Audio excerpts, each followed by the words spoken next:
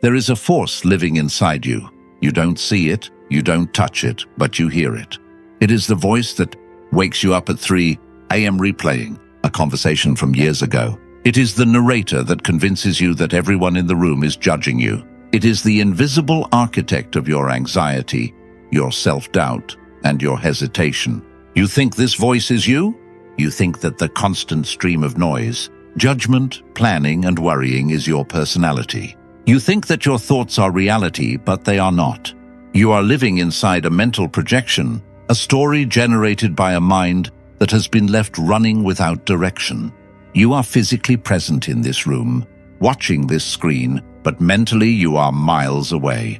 You are in a future that hasn't happened, preparing for disasters that exist only in imagination. Or you are in a past that is already gone, replaying old memories, trying to change an outcome that can no longer be changed. And because you are never here, you are never fully alive. You become a stranger in your own life. Most people live and die in this state.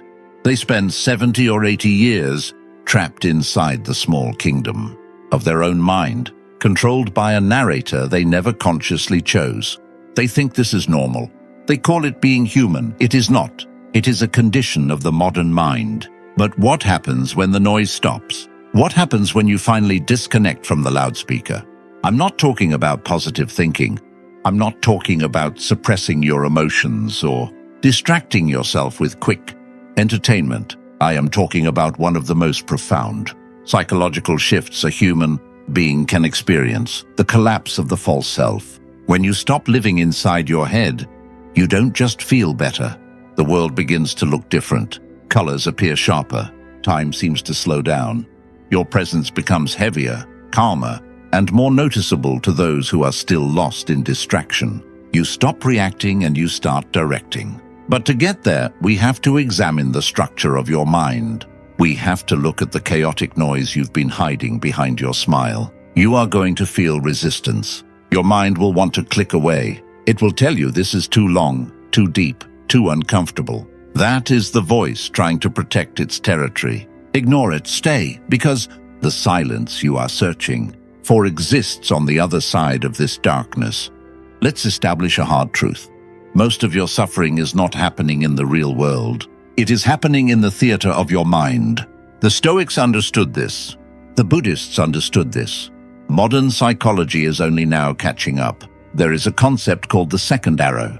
The first arrow is the event itself. You lose your job. Someone criticizes you. You get sick. That is the first arrow. It hurts. It is physical. It is real. But then comes the second arrow. The second arrow is the story you tell yourself about the event. I lost my job, which means I'm a failure, which means I'll never recover, which means no one will respect me. She didn't text back, which means she dislikes me, which means I am unlovable, which means I will always be alone. The first arrow struck you once. The second arrow you drive into yourself again and again. Every hour, every day, for years.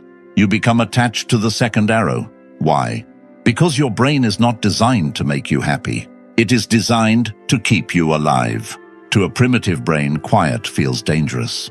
In the wild, silence often meant uncertainty. So your brain evolved to fill the silence, to generate problems, to scan for threats. If you have no real problems, your mind will create them. It will invent scenarios where you are embarrassed, abandoned, or rejected. It does this because it believes it is protecting you. It thinks that if you worry enough, you can control the future.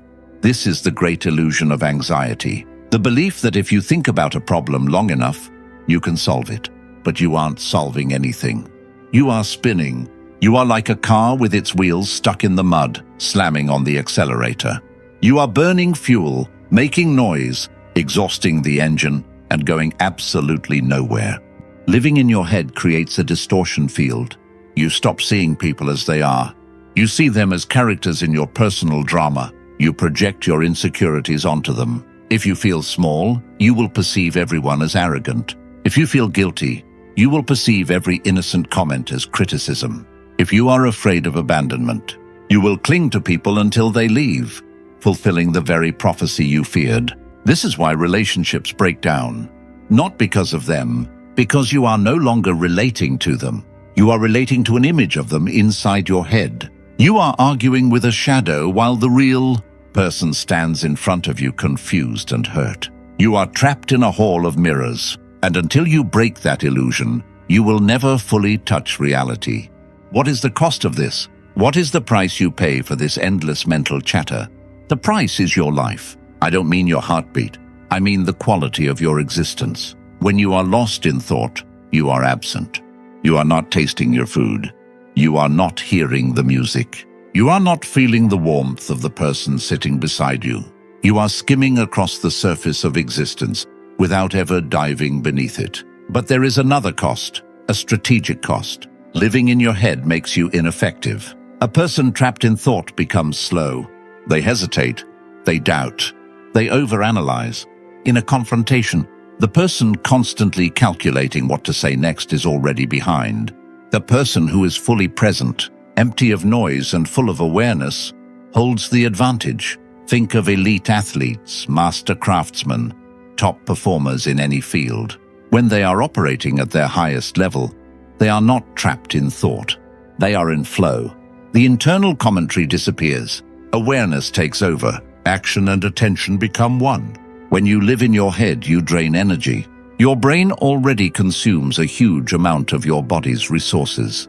When you overthink, it is like running a marathon while sitting still. That is why you are exhausted. That is why you wake up tired. You have been fighting imaginary battles all night, and people can sense it. Human beings are remarkably perceptive. We notice uncertainty. When someone is trapped in their own thoughts, they give off a specific energy. The energy of anxiety, neediness, and absence. You know this feeling. You speak to someone and realize they are not listening. They are waiting for their turn to talk. They are scanning the room. They are worried about how they appear. Do you trust this person? No. Do you respect them? No. Now imagine the opposite. Imagine meeting someone who is completely present. Their eyes are steady. They do not fidget. They listen with a level of attention that feels almost intense. They are not trying to impress you. They are not trying to gain something from you. They are simply there. That presence is powerful. It is attractive. It is influence. When you stop living in your head, you become that person. You become the eye of the storm. The chaos moves around you, but it does not enter you. But to reach that point, you have to understand who you really are. And this is where things become uncomfortable. Who are you? Are you your name? No, that is only a label. Are you your profession? No, that is only a role. Are you your body? No, that is constantly changing.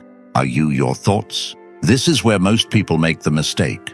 This is the root of so much suffering. You believe you are the voice in your head. Try this experiment right now. Close your eyes for a moment. Ask yourself, what will my next thought be? Then wait. Watch carefully, like a cat watching a mouse hole. Did you notice the gap? That tiny moment of silence before the next thought appeared. In that gap, you were present, but the thought was not. If you can observe your thoughts, then you cannot be your thoughts. The camera is not the movie. The sky is not the clouds. You are the observer. You are the awareness behind the noise. The voice in your head is simply a biological process. It is a survival mechanism generating information. She's cold. He looks angry. I'm hungry. I'm failing. It is all information. The problem is that you treat every piece of information as truth. When the voice says, I am worthless, you do not step back and notice it. You become it. You merge with it. Real detachment. The kind Robert Greene often points toward when discussing self-mastery is the ability to step back and watch the machine operate without getting trapped inside it. It is noticing your anxiety and saying, my chest feels tight. My mind is racing, instead of saying, I am anxiety. The difference between I'm sad and I notice sadness is the difference between drowning in the ocean and standing on the shore, watching the waves. This is not about stopping thoughts. You cannot stop the mind. Trying to silence the mind by force is like trying to flatten water with your hands. The harder you push, the more disturbance you create. Let the mind talk. Let it complain. Let it panic. But stop treating it as absolute authority. Treat it like a difficult roommate. If a roommate followed you around all day saying, "Everyone dislikes you, everything is going to go wrong, you're not good enough," would you believe every word? Would you spend all day arguing with them? No. You would continue with your life. Eventually, because it is no longer receiving attention, the noise would begin to fade. That is how you deal with the mind. You do not fight every thought. You simply stop feeding it your attention.